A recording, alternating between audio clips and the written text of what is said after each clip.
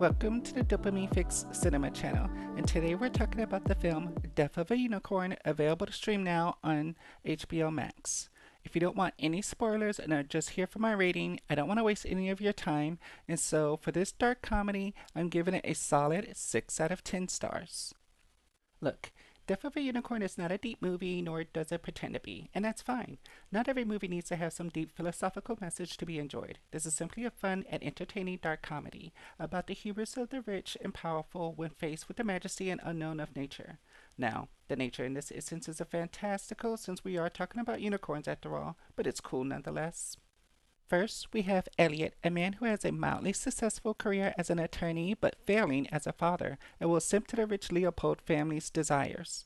Elliot's daughter, Ridley, who has become estranged from her dad, who has only cared about his career while she suffers from the loss of her mother and still trying to find her way through life after that traumatic event.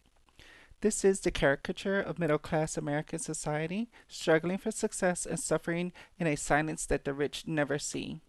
When Elliot accidentally hits a unicorn, he is too small and scared of a man to even admit to the Leopold family what happened, as if drivers are ever really at fault in these instances. Ridley is so shaken by the divine vision that she receives while touching the unicorn's horn that she doesn't really know how to articulate what she's seeing to Elliot.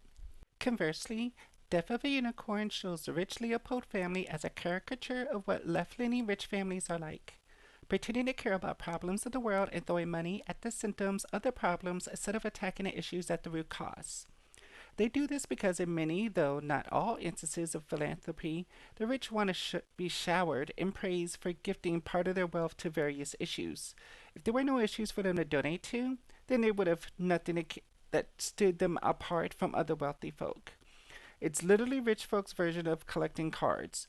They want to show off just how cool they are by having a plaque of their family name on a reserve, a hall with their family name at some university or hospital in their name. But I digress. So, yeah, the Leopolds are played as a big pharmaceutical family that wants to use the entirety of the unicorn to no, not heal all of humanity's ailments, but to sell to the highest of bidders to cure their specific illnesses because they only have the one unicorn carcass, and the science team claims that they're not able to recreate the healing potential of the unicorn's compounds.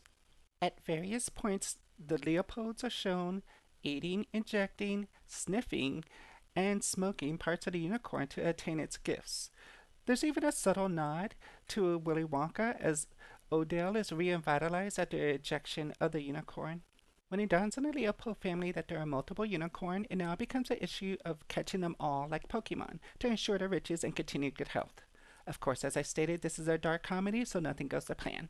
The unicorn are majestic creatures, but are also not to be trifled with, and will impale, bite, stomp, and slaughter any and all that get in their way of restoring the offspring through resurrection. This resurrection requires the offspring's horn to be returned after Shepherd Leopold had it cut off to sniff like that cocaina. I don't want to get into the details of all the fun death scenes that occur, but I do want to say that there's a scene where someone allows a person to be eaten alive by a unicorn because they think they have it figured out on how to capture the unicorn so that they can profit from it instead of just killing it outright. This is how insane and rich people are portrayed, and how, to an extent, American society is, because human life is not valued over profits. Corporations actively maintain funds to handle settlement payouts when they invariably get sued for hurting people. This is an age old story of how the people in power refuse to respect nature and trick regular people into going against their own best interests. Switching back, Elliot is one of those that goes against his best interests, following along on the unicorn hunt, and routinely fails his daughter Ridley despite having so many opportunities to stand up for her until during life or death situations. Elliot's only concern continues to be his career as he simps over and over again until he finally realizes that his daughter actually does matter and tries to save her life. Ultimately, this film attempts to say that the family matters, and while fully on the nose, does make me wonder how long will this lesson last for Elliot. Y'all let me know in the comments if after being back in society and faced with mounting bills, will Elliot return to his career focused goals once again? One of the highlights of the film is the unicorn design. While the unicorn profile does read like a horse, it absolutely would not be confused for any other animal with its unique oblong head shape, nose, and eye placement, not to mention the obvious horn that has a unique curve, glow, and intricate pattern to it. Their teeth are fangs that curve back inside their mouth, not unlike a constrictor snake almost, but the teeth are closer in size to a lion. I don't know what these unicorns eat, but it certainly isn't grass like horses or flowers like elves. The unicorn's eyes show the cosmic universe that people see when they are allowed to touch their horn, and their eyes even appear to have a nictitating membrane, which are known to help regulate light intake and protect the eyes like with reptiles, cats, and sharks, predators. Through the many injuries the unicorns sustain, we see that their blood is a brilliant purple color that I thought was an interesting touch.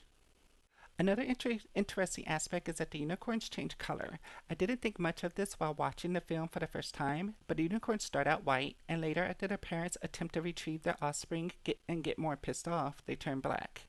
I don't know if it had more to do with their mood or if it's what happens after so much damage is taken, but they do turn back to white after they use their resurrection ability. So, this film showcases a unicorn's relationship with light via the aurora borealis, and at points I think it's even has a storm inside of it as their fury grows. This really felt like a unique touch as it's usually rainbows or just a blinding white light.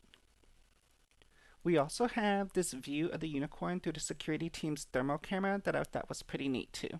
Death of a Unicorn also continued the trope of a unicorn being drawn to virgins, which is the only other lore related thing I knew about unicorns, which of course I learned from that classic 80s film Legend. How many of you liked the design of the unicorn in this movie? Is there anything they left out that should have been included as part of the unicorn lore?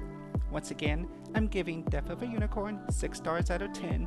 It was a pretty decent film, and everyone should give it a try, and tune in for more Dopamine Fix Cinema.